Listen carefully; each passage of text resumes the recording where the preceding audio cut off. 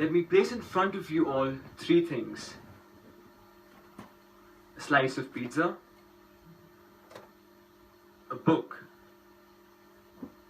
and a movie adaptation of the same book.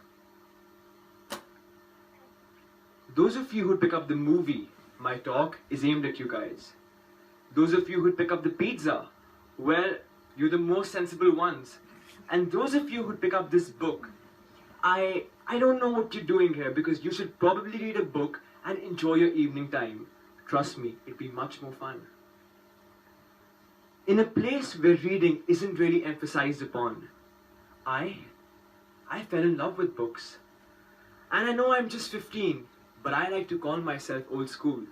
Because for me, love isn't something to throw around. It's something which stays. And that has been my case with books as well. Growing up, I realized that there aren't a lot of people around me who love reading the way I do. But it was all fine by me, till the time this happened. I hadn't.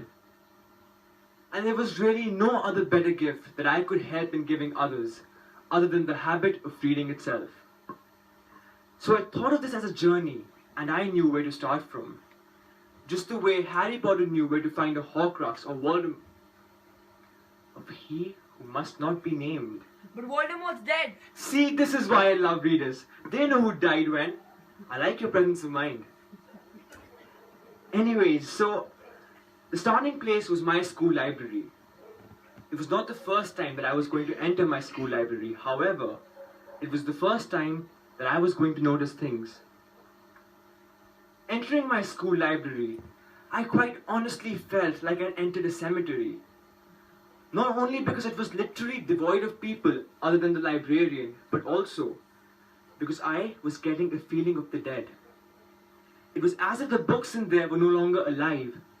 And that is something which I had never felt before. I mean, a library is supposed to be a place where books speak to you, not a place where books sleep and put you to bed too. Come on, where are the world's bedtime stories and lullabies right now? Where are they? Okay, stop. I do not want to go to sleep during my talk. It'd be embarrassing. Thank you. So, anyways, I started thinking about the advantages of books, of reading. It is an active mental process, a skill builder. It improves your memory, improves your discipline, improves creativity, improves reasoning skills, improves. The facts are right in front of us. Humans are supposed to get influenced by facts. However, there were 25% adults in North America who hadn't read a single book the previous year. Either 25% of adults in North America are aliens, hard to believe, or our theory about facts influencing us wasn't working here. And despite my wild imagination, I know that there aren't aliens. So again, it brought me back to the question, where were we going wrong? Around this time, when I was going through these bookaholic thoughts, I came across another very interesting stat. As of 2014, there was an increase in the usage of the online dating service. 1 in 10 Americans use it. 66.6% go on a date with the user they met online. In the UK too, there are a total of about 7.1 million users. They aren't very different now, are they? But this really struck me, because people were going on a date with people they hadn't met. The only information they had about their partner was some online fed data and some virtually shared conversations which had all the chance in the world of being false. What was happening here? People were getting attracted because of the way something was presented to them, no matter how superficial it was. And just like, okay, another book reference coming up so all the non-readers can remain curious. Just like Ahmed from the almond tree knew that education was the answer to his problem, the same way I knew the answer to my question. I know we shouldn't judge a book by its cover, but not everyone thinks like that. Humans go where they get attracted to, towards what they find interest in, and no amount of facts can overpower this attraction. And so I knew that books and reading needed to be presented in a different way. I went to my library again and I picked up a book, and for the first time I realized how badly a transformation was needed. Non-readers won't get attracted to something like that.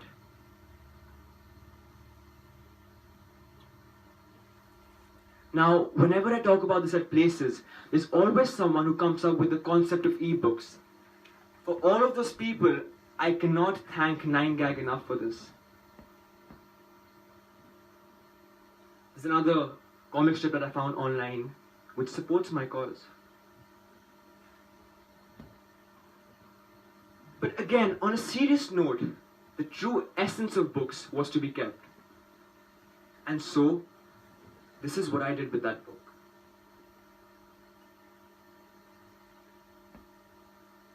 I kept that transformed book in the library, and the results were spectacular. Almost every student who entered the library was automatically attracted to that book. Almost every child wanted to open it, if not read it.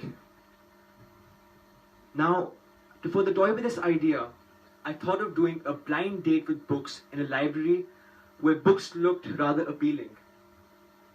In the blind date with books, I completely covered a book or placed it in a box and posted a small hint on it. It was a full, direct application of the online dating service idea. You were given information that could be false, and you had to rely upon your instinct whether to go forward with it or not. It proved that humans did in fact like taking risks because the results again were spectacular. Children wanted to explore. They didn't go for an assured author or an assured book. Instead, they used their time to read the book inside this mysterious box. This is a very interesting way to introduce readers to new concepts, new genres, and new thoughts. Books and reading are probably one of the best things that will ever happen to you. In the coming time, if ebooks start dominating a lot, which would be disappointing, but if they do that, you still have the reading habit with you, and that will take you places.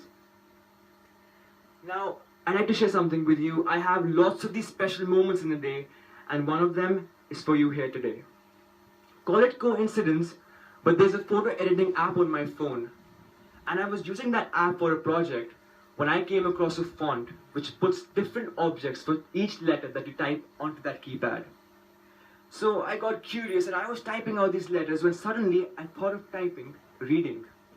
And I was surprised because this is how I interpret all of these objects which came with reading.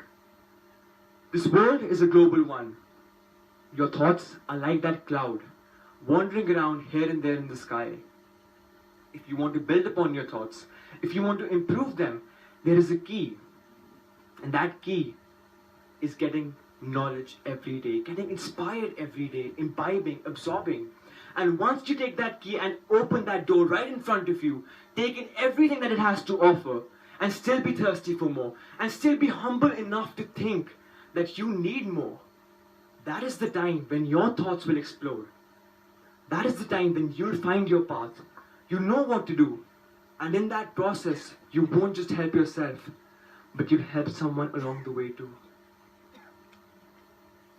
Now, this was all in one word, reading. It was books that took me on this very small journey for TED Talk. And it was pizza that gave me company throughout. I know that there are a lot of such journeys to come.